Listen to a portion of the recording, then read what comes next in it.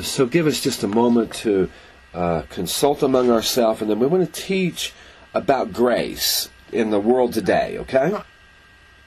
Great. Thank you. Yeah, you're welcome. Hold on. We don't want to become too serious with this or too fanatical, and we want to just kind of refer again to the historical or metaphorical message of Jesus' life, okay? And that the basic, and there's been some overemphasis of certain parts. What we don't want to offend anyone. What we want to say is that Jesus himself understood to live a certain symbolic sort of life. Do you understand what we mean by that? Yeah, good. So what we mean is that the idea that one can become threatened, one can be abused, one can be harmed, and so they go into a period where it feels as if they've been stoned to death, or they feel like they've been martyred. Okay, they know they did right, and yet what life dished out to them did not. They know that they were not rewarded sufficiently for their efforts. Do you understand?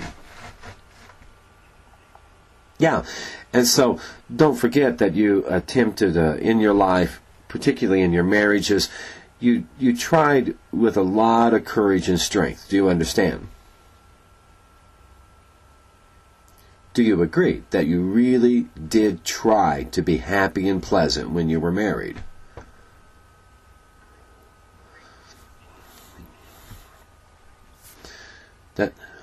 That's correct. That's correct. Now, we're not saying that your behavior was always mature, but the basic intent was to really try, correct? So, the metaphorical nature of Jesus' life was that it has to do with whenever one is trying to do their best and things don't work out, there will be a period of mourning and grief or death or some time in the tomb of life. Do you understand? And then, when one comes to sufficient understanding about what might not have been right, then the door of the tomb is rolled back, and the angels come greet them, and they get restored to life again. Do you understand? So the basic metaphorical message of Jesus' life was, no matter what happens, there can be a rebirth. Okay? And so this is good. We're trying to lay out the basic of Christian philosophical statements as lived and generated by the life of Jesus. Okay? Which had if you recall, Jesus was a very careful. He was a Jew, and he was a very careful, practical, religious person. Okay. That's correct. So what we're saying is that he brought different, we're going to call it different emphasis to the Jewish understanding or the Jewish philosophies. We're not saying disagreements, we're saying different emphasis. Do you understand? Yeah, so there's much of beauty in all traditions, and yet the traditions themselves can, in every tradition, there is equal emphasis on forgiveness and strength. And sometimes it's a battle to figure out which one is correct. Do you understand?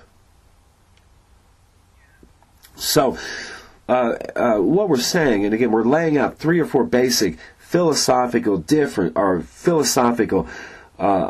practical points of a practical Christian in practical daily life in this century. Do you understand? And we're attempting to describe what is the state of grace.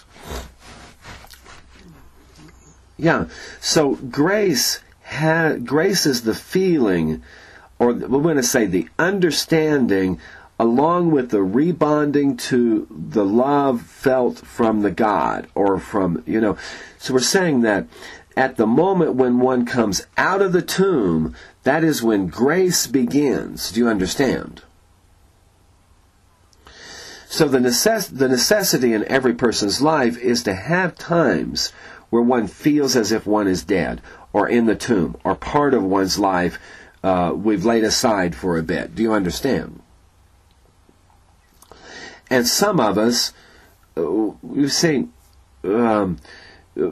all human beings have 5 basic needs, and that would be to know the self, to know the Creator, to know and share with other people, to have enough to take care of themselves, and to have to be loved.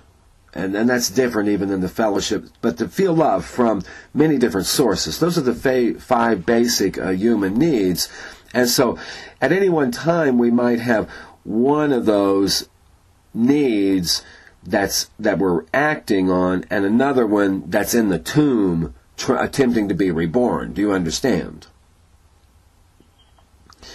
So a state of grace is accomplished when one understands the necessity for each of those 5 needs, and that all of those areas have gone through their betrayals, their hurts, their tomb-like experiences, and when all 5 of those basic instinctual and knowledge is there, one arrives in a state of grace. Okay.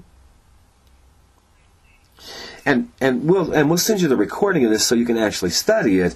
This is what you've been accomplishing in your life, is to be able to fulfill all of those 5 areas of human need, and to find a way to be able to fulfill them all simultaneously. And so your state of grace is about to begin. Do you understand?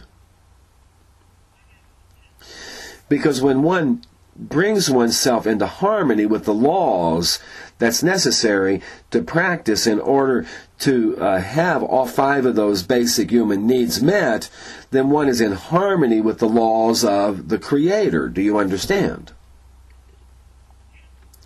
And it's a disharmony in the law, or let's say not being trained or not knowing, and so one goes through life attempting to bring themselves into the harmony with these basic ideas in a way that they can get what they need, and then one actually joins in with the Creator's plan. Do you understand?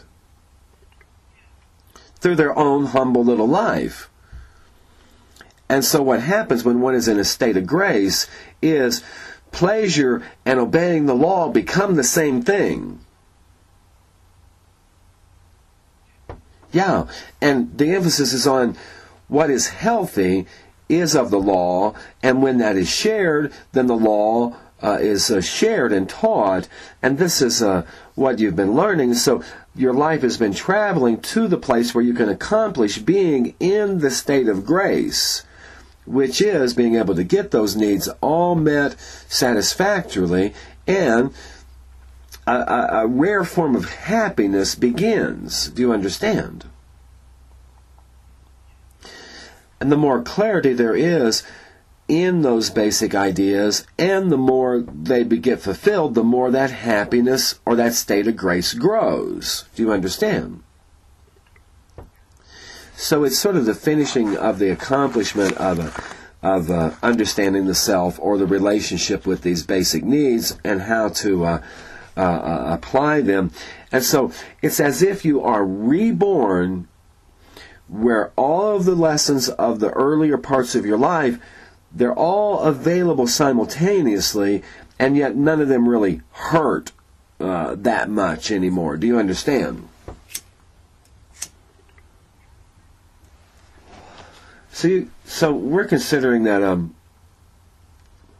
you might want to read a little bit about the state of grace, how it's obtained, how one lives it. Now we want to talk for just a few minutes in a different language that might help you understand it even more, okay?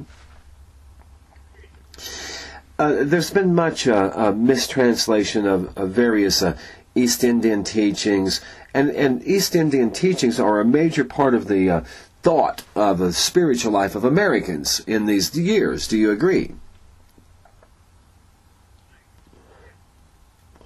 Now, the major emphasis that we consider flawed or not sufficiently explained about the East Indian practices is that these practices were actually designed for the village life, with the emphasis on getting these 5 basic human needs fulfilled, and that the idea of bliss, or the attainment of bliss of the yogi, is the same thing as the Christian idea of the state of grace. Do you understand?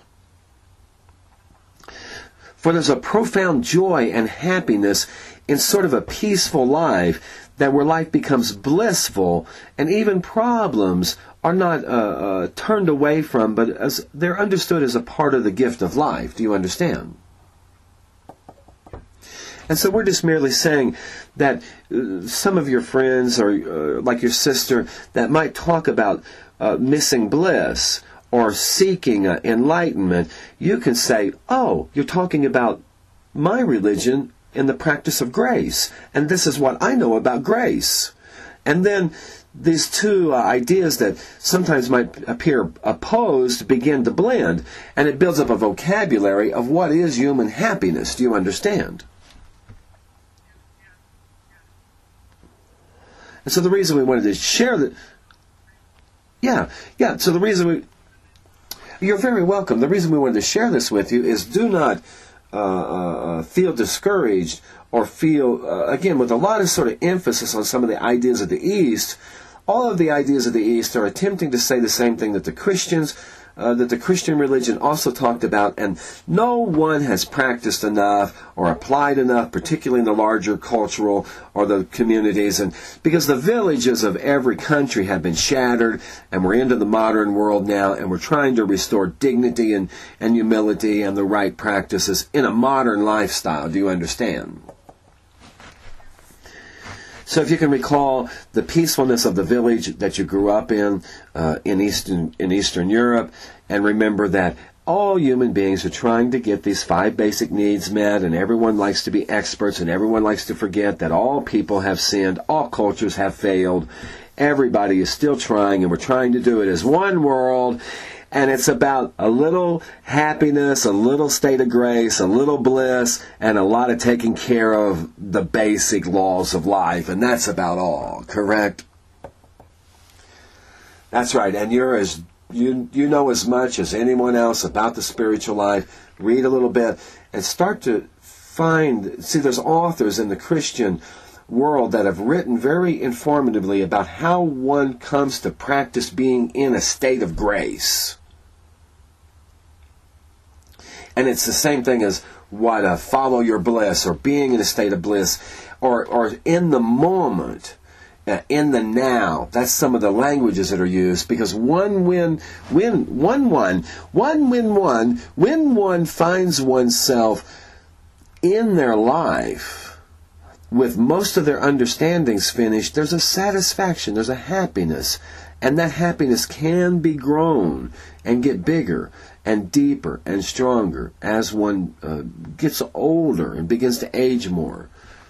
And it is, in the Christian terminology, it is called grace. And one is there in their life in the moment. They're aware of a future, and they're aware of the lessons of the past. And the Creator does support that. Do you understand?